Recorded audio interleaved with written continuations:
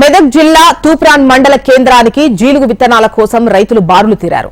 వచ్చే నెల మొదటి వారంలోనే రుతుపవనాలు రానుండడంతో పాటు వర్షాలు విస్తారంగా కురిసే అవకాశం ఉందని వాతావరణ శాఖ అధికారులు వెల్లడించారు. అయితే ఇప్పటికే భూములను సాగుకు సిద్దం చేసుకున్న రైతులు ఆయా రకాల పత్తి విత్తనాల కోసం గంటల తరబడి చెప్పులు క్యూ లైన్ లో పెట్టి నిలబడుతున్నారు.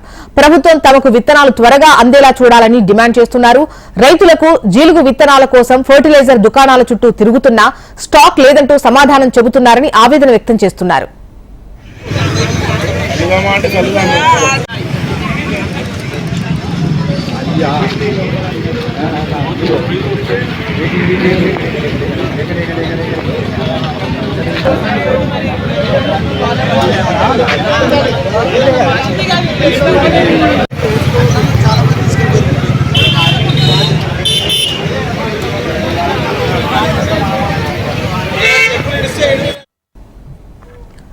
మెదక్ జిల్లా తూప్రాన్ మండల కేంద్రానికి జీలుగు విత్తనాల కోసం రైతులు బారులు తీరారు.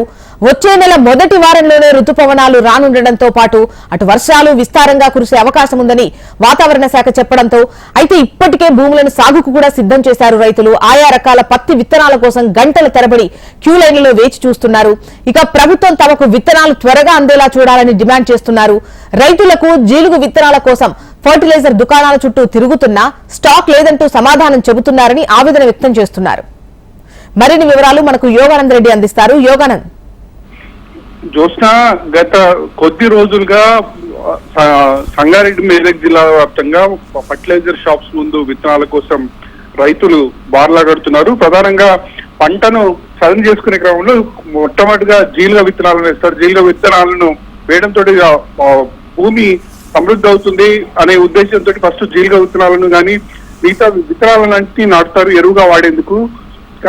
అందులో భాగంగానే జీలుగ విత్తనాలకు ప్రతి సీజన్ లో కూడా పెద్ద ఎత్తున డిమాండ్ ఉంటుంది. కానీ ఈసారి ఆ డిమాండ్ మేర సప్లై లేకపోవడంతో పెద్ద ఎత్తున రైతులందరూ కూడా ఫర్టిలైజర్ షాప్ మీద ముందర లైన్ లో క్యూ లైన్ లో నిలబడుతున్నారు. గత 2-3 రోజులుగా ఇదే పరిస్థితి కనబడుతుంది. దీనికి సంబంధించి వ్యవసాయ అధికారులు వెంటనే చర్యలు తీసుకోవాలి.